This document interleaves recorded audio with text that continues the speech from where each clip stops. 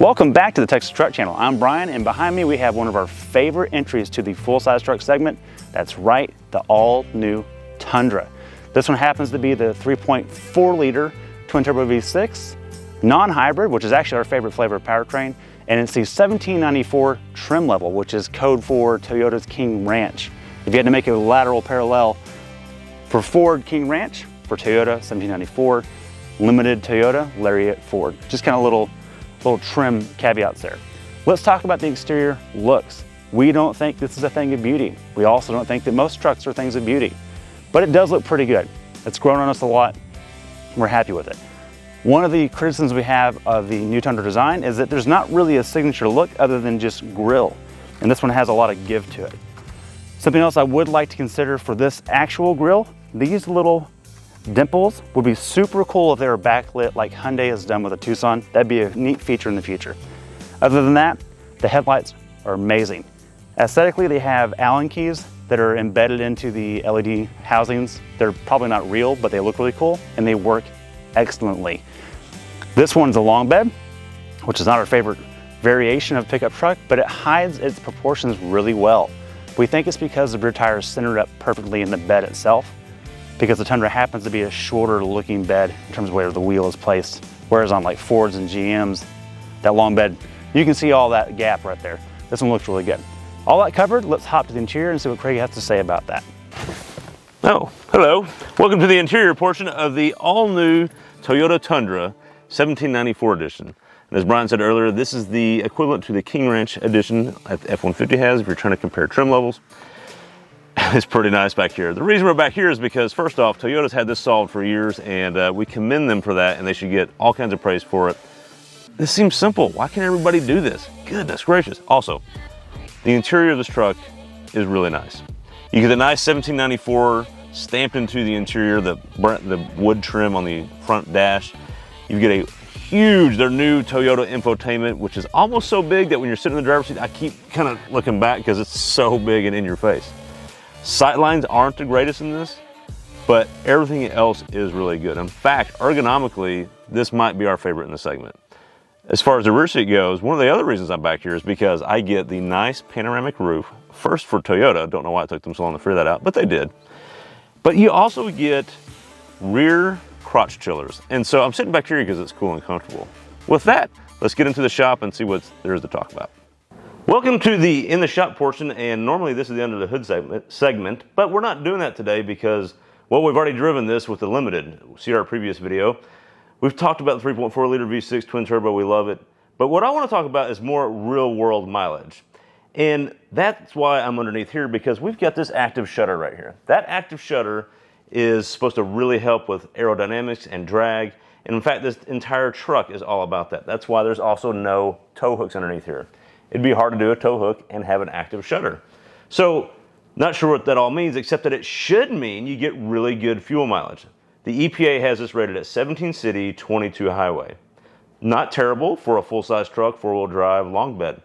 However, real-world testing, much like the Limited, it's not that great. It's definitely better than the previous generation, 5.7 liter from Toyota, so they definitely improved upon that, but it is lagging a tad behind the competition. Real-world testing, we got to drive this a lot. We got at best, well not at best, on average 16 miles per gallon, and at best in full eco mode, going 60 miles an hour, 45, following the speed limit precisely, we bested it at 18.5 miles per gallon. We didn't even touch that 22 number. So a little disappointing there, but we wanted to make sure we talked about that. Now, it does have a lot of neat tricks up its sleeve with the suspension, and let's see what Brian has to say about that. Welcome to the nuts and bolts portion of the 1794 long wheelbase. There's a lot to talk about here, and we're going to get into suspension in just a second, but let's cover the wheels and tires first. The rubber matters most. 20-inch machine wheels, they look fine for the purpose. Nothing fancy there. Not aluminum or anything like that. But you do have a Bridgestone Dueler HT tire. They are 265/60/20s, and they are exactly what they should be, a highway terrain tire. They are quiet. They get that done. No complaints here. They handle well. They're not meant for off-road, but there are other trims that focus on that. Now, suspension, we've got a lot to cover. This thing has AVS, which is adaptable variable suspension, and also the rear airlift. And yes, that's air suspension just on the rear. What can it do? It can lower from its normal height 1.2 inches to load something that is hard to lift or heavy to get up high, or to hook up a trailer. So if you want this thing to get low under the tongue of the trailer if it's already parked, you can do that from inside the cab. That's pretty cool. It can do that up to 8 miles an hour. Then it returns to normal height. You can also raise it for off-road applications 1.6 inches above the regular ride height for increased departure angle.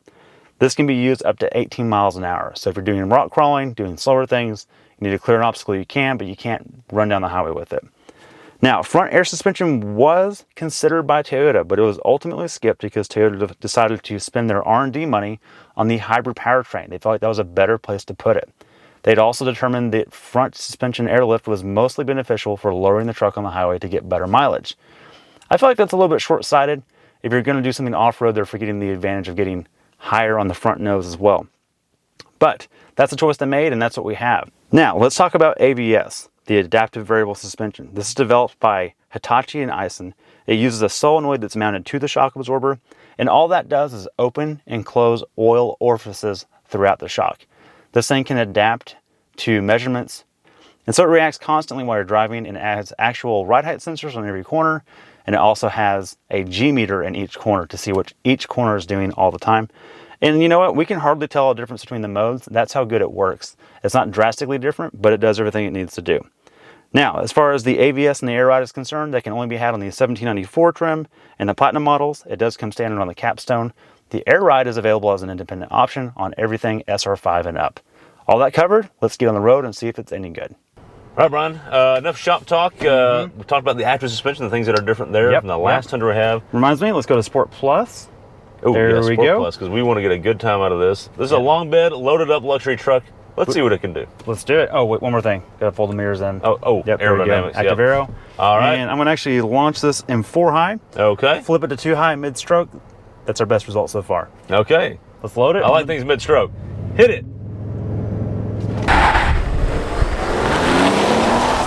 Turbos are working. Out of the hole. Okay. It is a 100-degree day. It is a 100-degree day and 60. In about 7.17 is our best. We did 3 runs before we filmed it. Yep. And that was the best, but they were all about 7.4 to 7.1. So 7 seconds in a big long wheelbase, luxurious, loaded up truck. Yeah. I think that's very reasonable. I think it's totally respectable. Yeah. We don't even need to dwell on that. In theory, the iMax will do better.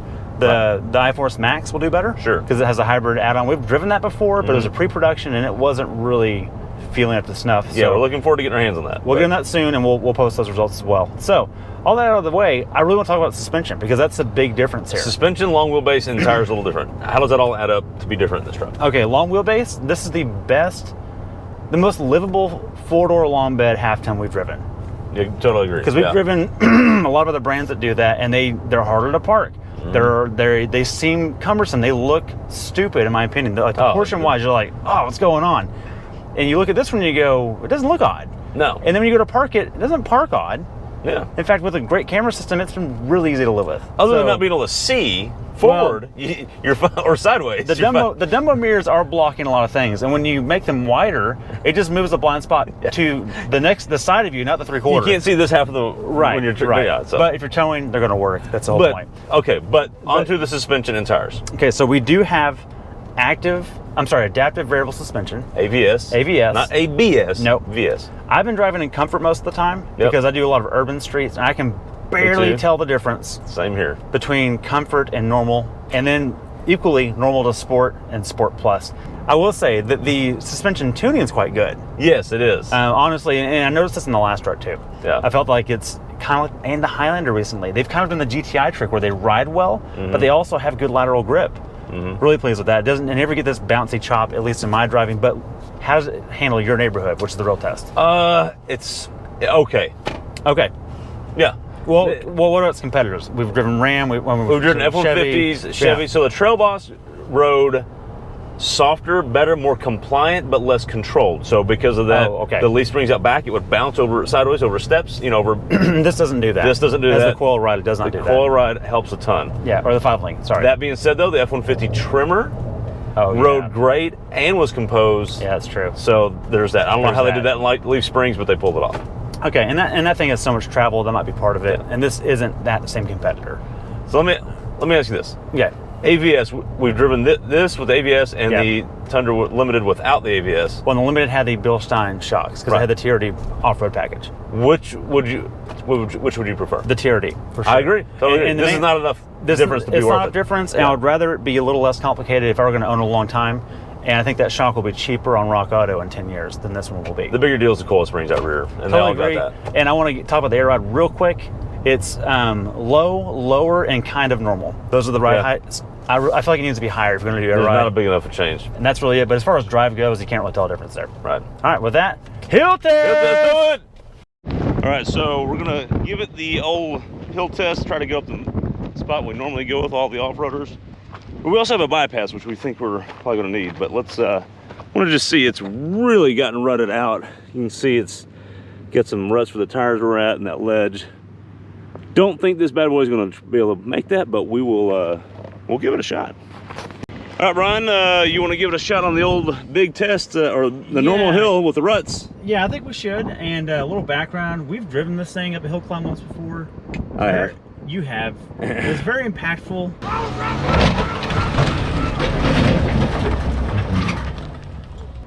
I'm a little worried about that.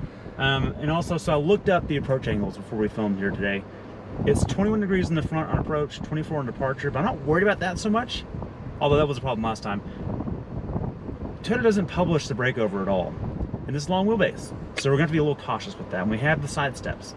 So you, as my spotter, you're still involved with this. Don't think you're free. All right, modes. We have air ride. I'm not going to raise the rear initially because that'll decrease the approach angle because that's the truck is in the rear. That's my theory. Drive modes. There is no off-road drive mode. Eco, Comfort, Normal, Sport, Sport Plus, Custom. So I'm just going to put it in normal. Okay. Traction's off, and I'm going to do 4 high because I just know. Actually, we should probably do 4 low. Yep. Let's give us a little more undulation with throttle inputs. And 4 lows engaged, VSC and stability are turned off. We're ready to roll. Okay, you ready? Let's take it easy. Let's do this.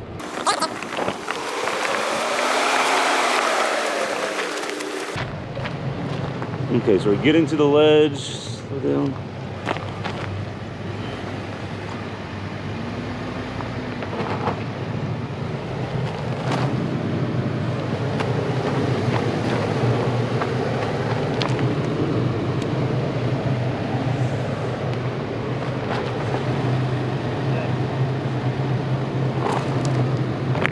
Go a little bit more.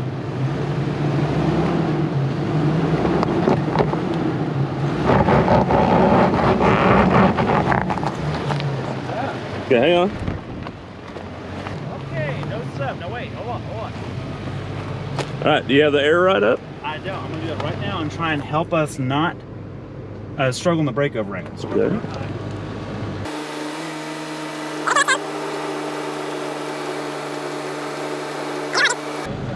Okay, all right. So what I'm trying to do here is reduce the belly rub here. So it's at full height, ride height in the rear, which is 1.6 inches higher. Should help. Let's try it. Okay.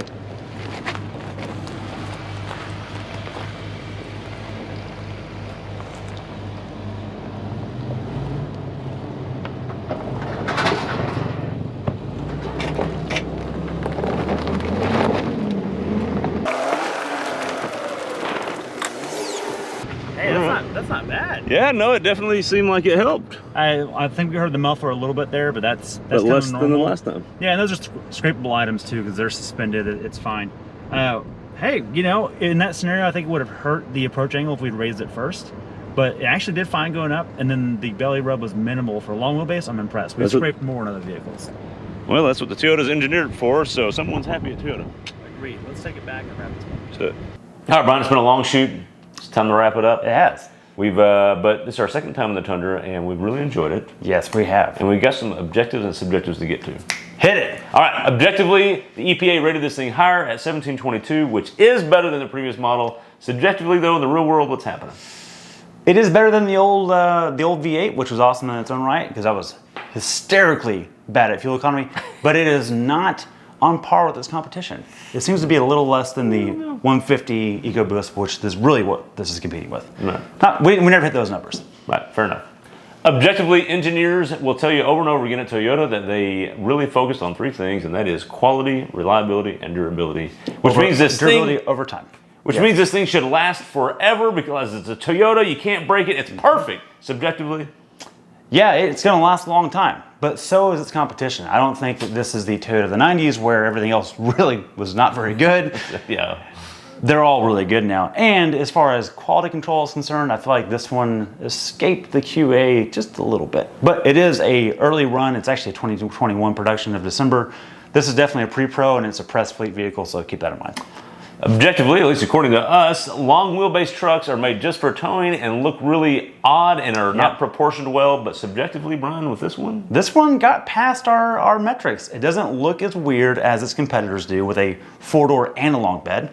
And it was, because I'm the urban driver, you're the rural driver, it handled itself just fine around town. It did great and it was easy to park. For a long bed, I was blown away. Fair enough.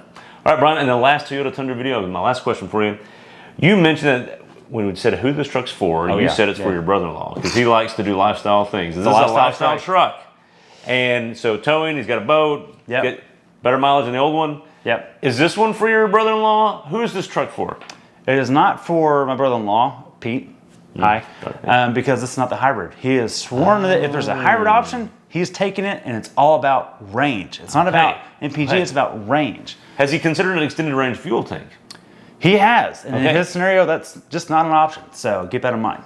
Okay. Yeah. All right. Yeah. So anyways, who is it for? This one, man, I'm talking to press fleet people in particular. Quit ordering long beds because it's not for anybody. No one's buying these. It's actually for a particular person that goes, I have to have a dirt bike and this truck, I have to tow a camper at the same time. That's who this is for because you have the air ride to level it out and you can fit the dirt bike in the back of this thing. That's kind of it. For everyone else, they would just get the shorter bed.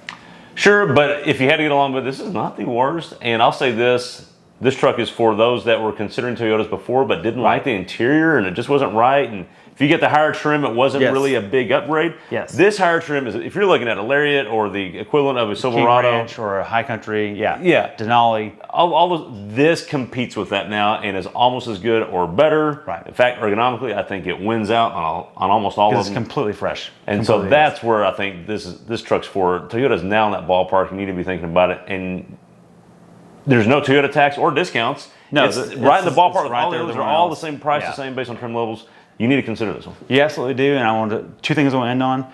The most comfortable front seat available on a half-ton truck right now, period, at least for both of us, I think.